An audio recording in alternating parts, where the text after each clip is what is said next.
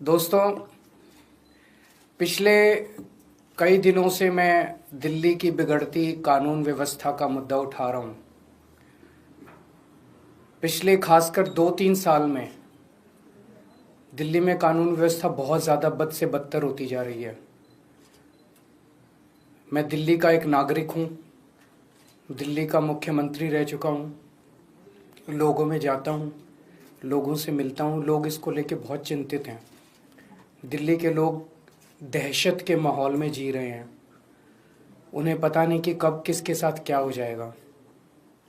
तो पिछले कुछ दिनों से मैं कुछ नहीं बोला। मुझे लगा स्थिति सुधर जाएगी और ये एक ऐसा मुद्दा नहीं है जिस पे राजनीति होनी चाहिए। लेकिन जब स्थिति बद से बदतर होती जा रही है और खुलेआम दिल्ली के अंदर सड़कों के ऊपर गोलियां चलने लगी हैं, ऐसा लगता है कि गैंगस्टर्स ने दिल्ली के ऊपर कब्जा कर लिया है, तो मुझसे चुप नहीं रहा गया और मैंने दिल्ली की कानून व्यवस्था को लेके सवाल खड़े करने चालू किए। मैं नांगलोई गया। नांगलोई में एक दुकान के बाहर 2 मोटरसाइकिल पे सवार व्यक्ति आए और उन्हें धुआंधार गोलियां चलानी चालू की।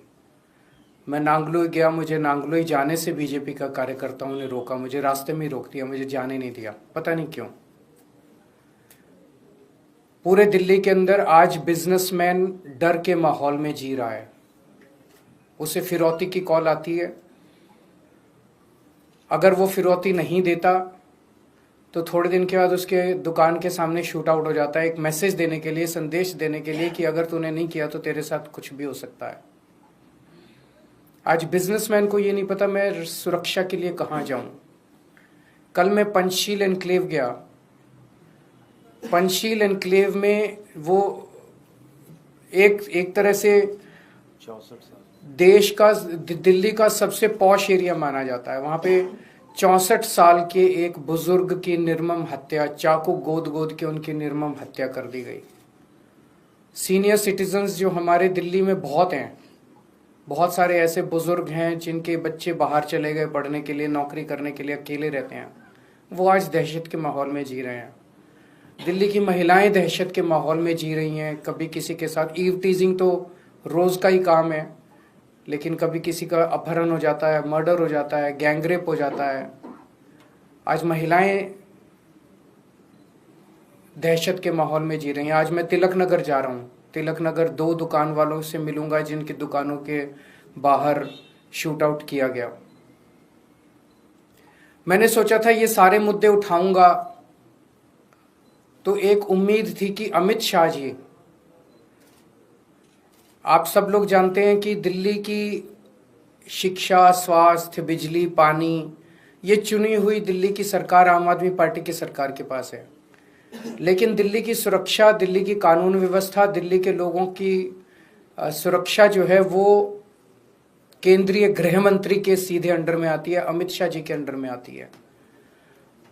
तो मुझे उम्मीद थी कि मेरे मुद्दे उठाने पे अमित शाह जी कुछ कार्रवाई करेंगे, अमित शाह जी बलात्कारियों को पकड़ेंगे, अमित शाह जी गैंगस्टर्स को पकड़ेंगे, अमित शाह जी पुलिस को बोलेंगे कि इस तरह की घटनाएं अब नहीं होनी चाहिए, अमित शाह जी कठोर कदम उठाएंगे, ठोस कदम उठाएंगे जिससे दिल्ली वासियों को कुछ सुकून मिलेगा। लेकिन इसकी बजाय हमने देखा कि कल मुझ पे हमला करवा दिया गया। मैं पदयात्रा में जा रहा था, मेरे ऊपर एक लिक्विड फेंका गया। वो लिक्विड हार्मलेस था, लेकिन वो हार्मफुल भी हो सकता था। कल हमारे एक एमएलए को गिरफ्तार कर लिया गया। उस एमएलए का कसूर ये था कि वो एमएलए भी इस किस्म के गैंगस्टर्स का विक्टिम था। उसके पास भी फिरौती की और अलग अलग तरह से गैंगस्टर्स की कॉल्स आ रही थी। आज से 1.5-2 साल पहले उसके पास कई सारी कॉल्स आई, जिसकी बाकायदा उसने लिखित शिकायत दिल्ली पुलिस को की कि मेरे पास कपिल सांगवान उर्फ नंदू नाम के गैंगस्टर की बार बार कॉल्स आ रही हैं, मुझे धमकियां मिल रही हैं, मेरे परिवार को धमकियां मिल रही हैं, मुझे उनसे बचाइए। मैं उनके एक कंप्लेंट, आप उनकी कंप्लेंट सुनोगे तो आपका भी दिल पसीज जाएगा। जो उन्होंने पुलिस को कंप्लेन की है, मैं उस कंप्लेन के कुछ हिस्से पढ़ के सुनाना चाहता हूँ। ये कंप्लेन उन्होंने की है धालीवाल साहब, जो कि स्पेशल कमिश्नर ऑफ पुलिस हैं, उनको कंप्लेन की है। सब्जेक्ट है complaint against Shri Kapil Sangwan alliance Nandu of Nandu gang and his brother for extending threats of life for the purpose of extortion। इसमें वो लिखते हैं on 23rd May 2023, आज से 1.5 साल पहले, I received a WhatsApp call from mobile number so and so and also from mobile number so and so from a person who introduced himself as Kapil Sangwan alias Nandu of Nandu gang, and in the said call he threatened to follow his commands and dictates, failing which he will kill me and my family. To instill serious fear in my mind, he even disclosed the whereabouts of my son। उसने बताया कि तेरा बेटा इस वक्त यहाँ है, अगर तू हमारी बात नहीं मानेगा तो तेरे बेटे के साथ कुछ भी हो सकता। He even disclosed the whereabouts of my son who is living abroad, and also disclosed whereabouts of my other family members. Since then he has called me around 35 to 40 times from the said mobile numbers for the purpose of threatening and extortion. Kapil Sangwan alias Nandu further threatened that he has been giving threats and extortion calls to his potential targets to extract money from them, for which he wants me to act as per his dictates and commands to collect money from his potential targets and hand over to his men। कि फलाने फलाने लोगों से तू पैसे इकट्ठे करके ला और मेरे को हैंड ओवर कर। Since I refused to do so and disconnected his phone, Kapil Sangwan has given WhatsApp call to me number of times and has been pressing for his above said illegal demands and dictates, and has finally conveyed in his last call that he has started extortion calls using my name also। In planning of extortion from his potential targets, Kapil Sangwan wants me to contact his potential targets to convey message of extortion for demand of money and to collect extortion money from his targets। He has also been threatening that if I further refuse to do so, he will instruct his gang members to eliminate me and my family। I have clearly refused to follow the said illegal dictates and have finally decided to bring the matter to your knowledge to protect the potential targets from the illegal acts of said persons। बड़ी लंबी चिट्ठी है, मैंने कुछ portions पढ़ के सुनाया। MLA Naresh Balyan Kapil Sangwan उर्फ नंदू का विक्टिम है। वहां से उनको इस तरह की कई धमकियां आई और उन्होंने, ये मैंने एक ही चिट्ठी पढ़ी है, उन्होंने कई चिट्ठियां दिल्ली पुलिस को लिखी कि इसके ऊपर कार्रवाई की जाए, मुझे लगातार धमकियां आ रही हैं। उस पे कार्रवाई करने की बजाय कल दिल्ली पुलिस ने नरेश बालियान को गिरफ्तार कर लिया। कल मेरे ऊपर हमला कराया गया। हमारा कसूर क्या था? हमारा कसूर था कि हम लोग दिल्ली की बिगड़ती हुई कानून व्यवस्था की बात उठा रहे थे। कल नरेश बालियान की गिरफ्तारी से अमित शाह जी ने दिल्ली की जनता को क्या संदेश दिया है?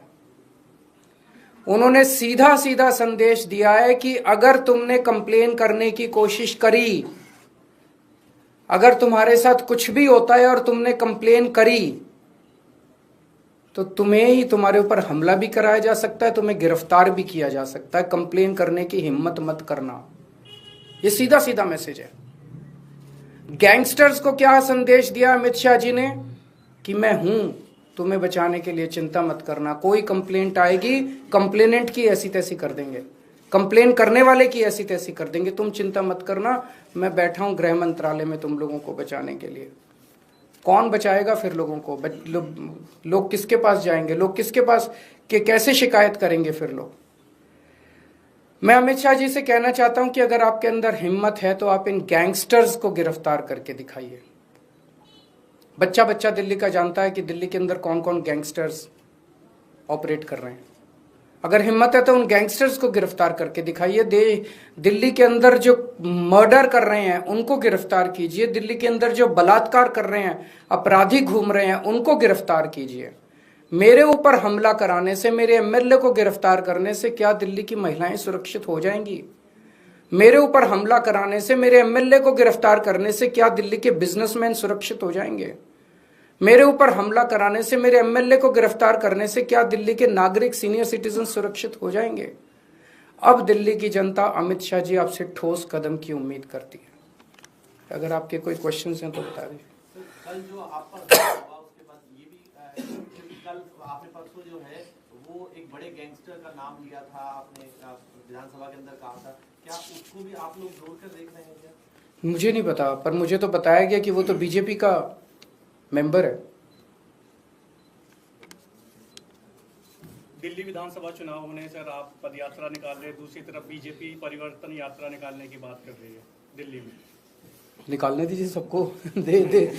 देश जनतंत्र है और स्वाधीन देश है, सबको अपनी अपनी यात्रा निकालने का अधिकार है। सर, विधानसभा चुनावों की अब सुगबुगाहट शुरू हो गई है, गठबंधन की लगातार बातें चल रही हैं, तो क्या दिल्ली में कोई गठबंधन नहीं होगा। Thank you.